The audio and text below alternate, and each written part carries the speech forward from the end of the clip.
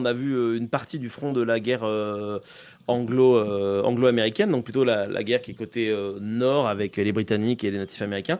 Et il me semble que du coup, Franck, tu veux nous parler plutôt de ce qui va se passer au sud, notamment en Louisiane, si je me trompe. En effet, parce que c'est vrai que quand on parle de la guerre anglo-américaine, déjà, on parle d'un conflit qui oppose donc les États-Unis au Royaume-Uni pour des raisons parfois un peu floues peut-être pour beaucoup de gens. Euh, à la base, il y a la question donc de la frontière entre le Canada et les États-Unis, puisque le Royaume-Uni et les États-Unis, les nouveaux États-Unis donc ne sont pas d'accord sur les endroits exacts où passe la frontière. Les Britanniques, comme tu l'as si bien dit, espèrent pouvoir créer ou en tout cas entretenir, parce qu'en réalité il n'y a pas de forcément de volonté réelle de créer un État amérindien autour des Grands Lacs, plus que d'emmerder les États-Unis le plus possible en finançant des rébellions à répétition afin de les affaiblir. Cette guerre donc elle se déroule en trois grandes phases.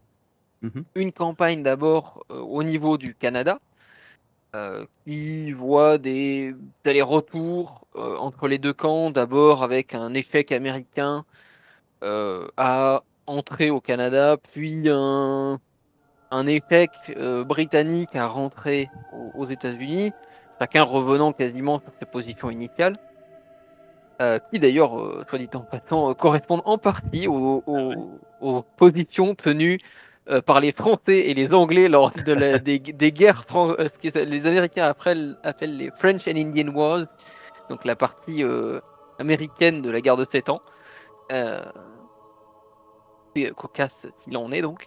Euh, il y a un premier front ici. Il y a un deuxième front qui va s'ouvrir autour de Washington, notamment de Washington DC, la capitale des États-Unis, puisque les Anglais vont réussir à débarquer, euh, à attaquer la ville et à brûler Ok. la Maison Blanche.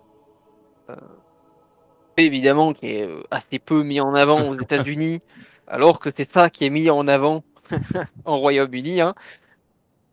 Malheureusement pour les Britanniques, ils ne réussiront pas à rester aux alentours de Washington et seront obligés de se replier. Mais le coût moral est quand même assez important hein, pour les États-Unis, que leur Bah ouais, toute nouvelle j'avoue. capitale, toute nouvelle Maison Blanche vient d'être incendiée. Donc ça pique un peu, on va dire, au niveau du moral. Et les Anglais, toujours retors, prévoient un autre débarquement cette fois-ci. Ils savent qu'ils auront du mal à emparer réellement des États-Unis. Trop grand, trop d'habitants, ils ont déjà échoué lors du conflit précédent. Ils ne se font pas des masses d'illusions à ce niveau-là. Les plus ambitieux, tu l'as dit, espèrent peut-être créer euh, un État sécessionniste amérindien. D'autres, encore plus illuminés, espèrent même que les quelques États du Nord, le Maine, le Massachusetts, etc., fassent sécession du reste des États-Unis, euh, afin de les affaiblir. Ça on va le dire, hein, sont des images que se créent certains en espérant le mieux, alors qu'elles n'arrivent quasiment jamais. Surtout vu la situation stratégique et l'état des forces. Mais les Anglais vont quand même essayer de jouer leur atout. Leur atout, vous le connaissez, c'est la Royal Navy, la marine britannique qui domine les mers à ce moment-là.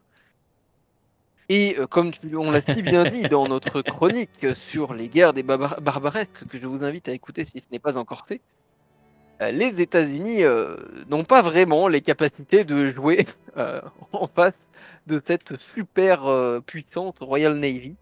Et les Britanniques donc commencent à imposer un blocus sur les États-Unis, mais imposer un blocus seulement maritime, c'est compliqué. Et d'autant plus difficile quand les États-Unis, qui sont très grands, disposent de plusieurs voies commerciales. Il y a toute la côte Est avec ses grands ports, Boston, New York, Charleston, mais il y a aussi un autre port que les États-Unis ont acquis en 1803, Oh. qu'ils ont acheté à Napoléon Bonaparte, un port porte un nom bien Ouais. cocorico, puisqu'il s'agit de la Nouvelle-Orléans. Un port stratégique qui est situé à l'embouchure du Mississippi et qui contrôle donc la principale voie commerciale à l'époque sur tout l'intérieur du sous-continent nord-américain. En effet, le Mississippi dessert à peu près tous les territoires qui se situent entre les Appalaches et les montagnes Appalaches donc à l'est et les montagnes Rocheuses à l'ouest, tout le centre des États-Unis.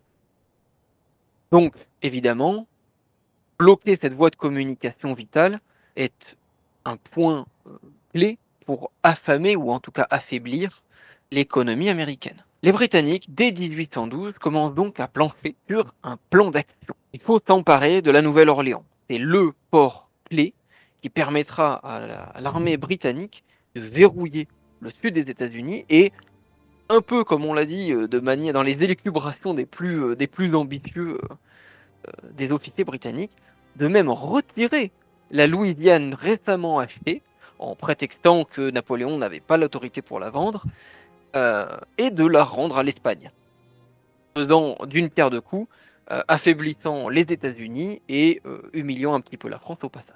Donc les Britanniques doivent mettre un plan d'action au poil. Parce que, voyez-vous, dire qu'on va envahir la Louisiane comme ça, bon, d'un point de vue moderne, ça paraît pas Bah oui. si infaisable que ça quand on a une domination totale sur les mers. Sauf que, il y a un petit détail, c'est que le paysage de la Louisiane à l'époque, c'est pas celui qu'il y a aujourd'hui. Tout le sud de la Louisiane, toutes ces régions côtières notamment, sont occupées par ce qu'on appelle les bayous.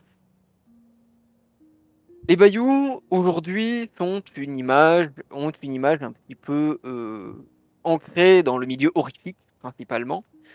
Ce sont tout un tas de petits lacs, de petits canaux, avec une végétation de forêt imbibée, les pieds dans l'eau, Mhm. que n'ont pas hésité à utiliser les auteurs comme Lovecraft, par exemple, pour y placer leurs cultes insondables, ou les amateurs de films d'horreur, donc, pour y placer des créatures toutes plus monstrueuses les unes que les autres. Avant toute chose, donc, parce qu'il est très difficile de s'y déplacer. Si vous vous perdez dans le bayou, surtout à une époque où il n'y a pas de GPS, et ben bonne chance pour en ressortir. Si je fais un parallèle avec les monstres, c'est parce qu'en fait, ces bayous, contrairement à ce qu'on pourrait imaginer au premier abord, ils sont bien occupés. Occupés par une population qui, contrairement au reste des États-Unis, parle une langue purement latine, Oh mon Dieu. une langue que nous Des parlons en ce Cajuns. moment même, un français Oh mon Dieu. terrible, des Cajuns, puis qui ne s'appelle d'ailleurs pas comme ça, qui ne s'adore pas forcément comme ça à l'époque, on parle plutôt de créole, Ok. voire clairement de français pour certains, qui nous concerne ici. Que cette population, à ce moment-là, elle est effectivement en partie composée donc de Cajuns, de créoles, de Français d'Amérique, c'est-à-dire de gens qui sont nés en Amérique, qui y ont vécu. D'ailleurs, ils vivent toujours aujourd'hui, en tentant de préserver un petit bout de culture française dans le sud des États-Unis, mais aussi qui est occupée par une autre population, venue, elle, de France hexagonale, mais aussi de Saint-Domingue, aussi connue sous le nom aujourd'hui d'Haïti, Des pirates. une population de Oh mon Dieu. pirates. Et oui, vous l'aurez compris, mais des petits canaux difficiles d'accès, où il est facile de Oh là se là. perdre, peuvent vous permettre de disparaître rapidement.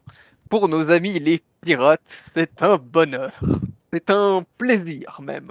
Et d'ailleurs, nos pirates français en font leur camp de base. Ce sont de joyeux lurons, si l'on peut dire, qui, pendant donc le début du 19e siècle, à partir des années 1800 en fait, et la guerre civile à Haïti, aussi connue donc sur le nom de guerre de libération à Haïti, puisque c'est le moment où les esclaves de Saint-Domingue se rebellent contre l'autorité française et tentent de chasser les troupes de Napoléon,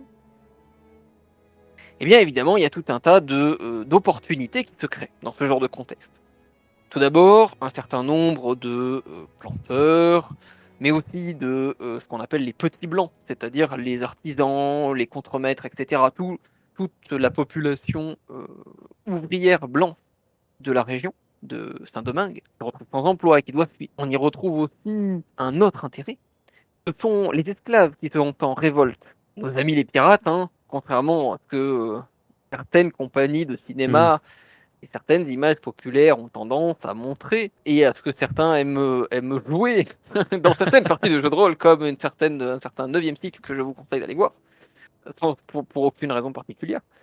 Les pirates ne sont pas des gens sympathiques. Et le Yes. commerce principal de nos pirates, ce sont les esclaves, kidnappés donc à Saint-Domingue et revendus aux États-Unis, notamment parce qu'à partir de 1803, l'importation d'esclaves de Saint-Domingue devient illégale aux États-Unis, le prix des esclaves augmentant donc exponentiellement, ce qui fait du commerce discret, pour ne pas dire secret, puisqu'en réalité tous les grands planteurs de Louisiane, toutes les autorités locales sont au courant et participent à ce trafic. Le commerce discret donc devient rapidement redouteux. Et tous ces pirates se sont plus ou moins réunis sous la bannière d'un duo de frères appelés les Lafitte, Jean et Pierre, sont les chefs de cette petite bande de sagouins qui occupent donc les bayous, piratent les navires du golfe du Mexique, trafiquent des esclaves et emmerdent royalement tout le monde.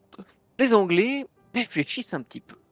Ils se disent, tiens, un pirate qui connaît particulièrement bien les bayous, n'est pas particulièrement en odeur de sainteté auprès des autorités américaines, et à qui on pourrait offrir à la fois butin et porte de sortie, voilà qui pourrait être un agent de l'intérieur des plus intéressants. Vous en conviendrez, l'idée est particulièrement brillante pour le coup, comme savent les monter nos sournois godons. Le principe est simple, il faudrait recruter le pirate Jean Lafitte pour qu'il emmène les soldats britanniques à travers les bayous, à travers les passages secrets de la Louisiane, pour prendre les Américains de travers et s'emparer de la Nouvelle-Orléans sans coup férié. Les Anglais vont donc se rapprocher de ce pirate et lui faire leur proposition. Celui-ci, prudent, demande à prendre un petit peu de temps pour réfléchir. Mais en réalité, son choix est déjà fait. Parce que voyez-vous, Jean Lafitte a beau être un pirate, un négrier, un voleur, un braqueur, et semble-t-il aussi un certain coureur de jupons, pour ne pas dire un non-amouracheur, ce brave Jean Lafitte, donc, est avant toute chose français. Alors, on ne sait pas bien quelle année il est né, ni exactement où. La plupart des sources tendant à montrer le milieu des années 1870 aux alentours de Bordeaux. Mais ce pirate, donc, est français. Et s'il y a une chose que notre pirate Aider français les Anglais. ne veut pas faire, sous aucun prétexte, c'est aider des Anglais. Et notre pirate, donc, va faire un contre-plan. Il va aller chercher un de ses alliés, donc en Louisiane, qui travaille à la Nouvelle-Orléans et qui connaît le gouverneur, et il va lui remettre une lettre avec à l'intérieur le plan des Britanniques. En échange de son soutien et de ce plan, il demande la libération de son frère, Pierre Lafitte, qui a été arrêté par les autorités américaines pour les crimes précédemment nommés.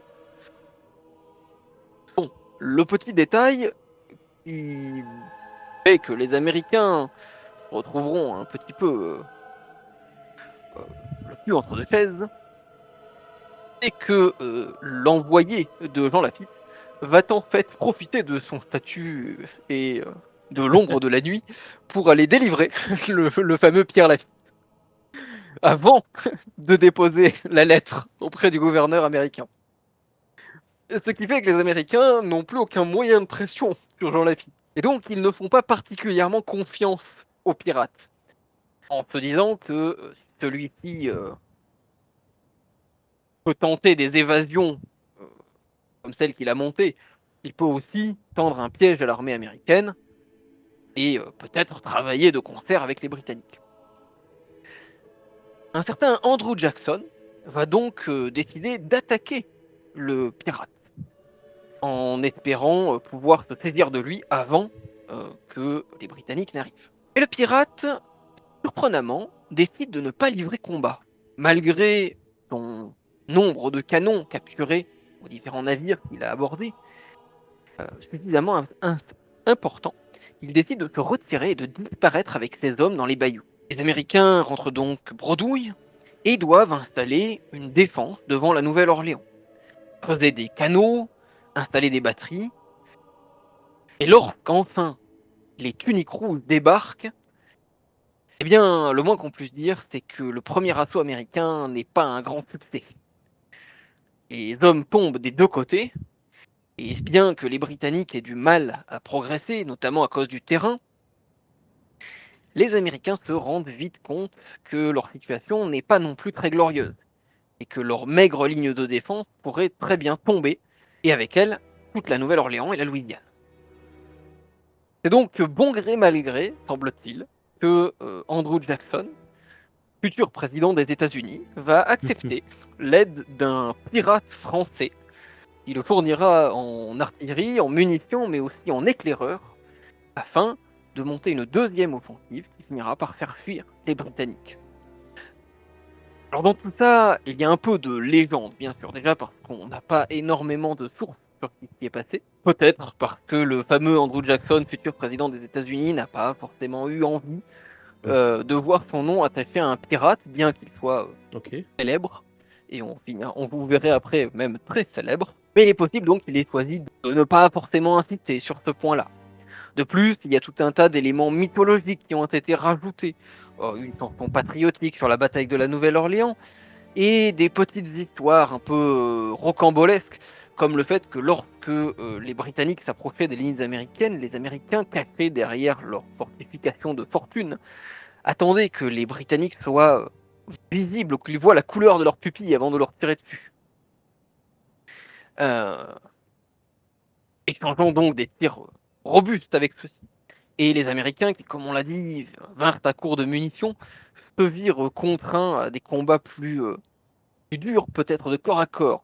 Et la légende raconte que l'un des fameux pirates de l'équipe de la République de Barataria, puisque c'est le nom que s'était donné de confrérie de détrousseurs marins, eut même après avoir déchargé canons, fusils et pistolets, eut décidé de jeter un crocodile à la tête des Britanniques. Bon, alors évidemment, hein, la réalité de la chose n'est pas prouvée. L'image est assez rocambolesque, il faut le reconnaître. Et certaines vidéos actuelles, prises aux États-Unis, notamment en Floride, peuvent laisser penser que des individus soient en capacité de faire ce genre de choses. Vous irez regarder voilà, nos amis américains de Floride, et leur rapport particulier à la réalité et à la cohérence dans les actions. D'après, pour ceux qui sont anglophones, Florida Man, et vous aurez des réponses. Donc on a tout de même un pirate français qui va permettre aux Américains de sauver la Nouvelle-Orléans et de remporter la victoire sur laquelle les États-Unis insistent le plus, donc sur cette guerre de 1812, puisque comme on l'a dit, si les Britanniques, eux, insistent sur l'incendie de la Maison-Blanche, les Américains insistent sur la défense de la Nouvelle-Orléans et d'avoir réussi à repousser l'envahisseur britannique et de l'avoir renvoyé à la mer. On a donc un pirate, contre toute attente, fait preuve d'un certain égard, à l'égard d'un État qui pourtant eut eu envie de le voir pendu à de nombreuses reprises. Cela ne va pourtant pas l'assagir. Notre Jean Lafitte, après la guerre entre les Britanniques, va se retirer de Louisiane, son repère ayant été repéré, et il va se diriger vers un endroit peuplé pour l'instant principalement d'hispanophones, appelé le Texas, que vous connaissez aujourd'hui sous un autre nom, Texas bien sûr, dans lequel ils vont s'installer, fondant une petite communauté à Galveston, Donc il reste encore quelques traces, pour le coup, semble-t-il, archéologiques, notamment les ruines d'une maison. Et de là, ils vont continuer leurs activités de piraterie. Parce que bon, a priori, c'était son truc. Et malgré le fait que nous soyons déjà dans le premier quart du 19e siècle, il continue ses actes de piraterie, son commerce illégal d'esclaves, son espionnage aussi, puisqu'il continue à jouer les troubles faits, cette fois-ci pour le compte des Espagnols, tout en continuant aussi, semble-t-il, à aborder des navires espagnols, parce que pourquoi pas. La fin de ce pirate est assez peu connue par les sources, et de nombreuses personnes doutent sur la manière de son décès. Certains expliquant qu'il aurait été tué dans un abordage infructueux face à un navire britannique, d'autres il aurait disparu avant d'aller se cacher et de refaire sa vie aux États-Unis. Ce qui est sûr, c'est qu'on a affaire à un personnage avec suffisamment de flou et suffisamment de panache pour en faire un très bon personnage de roman et de série, ce que les Américains n'ont pas raté. Hein. Il apparaît dans plusieurs d'entre elles. D'ailleurs, hop, je vais vous mettre un petit portrait. Alors, je ne suis pas du tout certain que ce soit un portrait de l'individu, mais il donne un aspect, en tout cas, je trouve, un peu à la fois classe. Ouais, il a l'air très renfrogné, ouais, exactement. Et qui montre le côté renfrogné de ce pirate bien français. Et donc, ce pirate qui a réussi quand même pas mal de choses dans sa vie, y compris à devenir un monument donc de la Louisiane et du Texas, puisque l'un des parcs naturels de Louisiane porte le nom de Jean Lafitte. Il existe donc un parc naturel au nom d'un pirate aux États-Unis, et plusieurs communautés et plusieurs toponymes au Texas également à propos des Lafitte, malgré leur métier un petit peu douteux. Un petit personnage donc pas très connu, mais oui. C'est une excellente idée. Guerre merci beaucoup du coup pour ta chronique, pour ta participation. Si ce petit instant passé en notre compagnie vous a plu et que vous avez envie d'en passer d'autres avec nous, eh bien n'hésitez pas à vous abonner, mettre un petit pouce bleu, partager la vidéo ou encore nous suivre sur les réseaux sociaux. Sachez que vous pouvez aussi écouter cet épisode dans son entièreté et pour cela vous n'avez qu'à vous rendre dans la description de la vidéo. Je vous dis à très bientôt pour à nouveau écouter un petit peu de tout et surtout un petit peu de rien.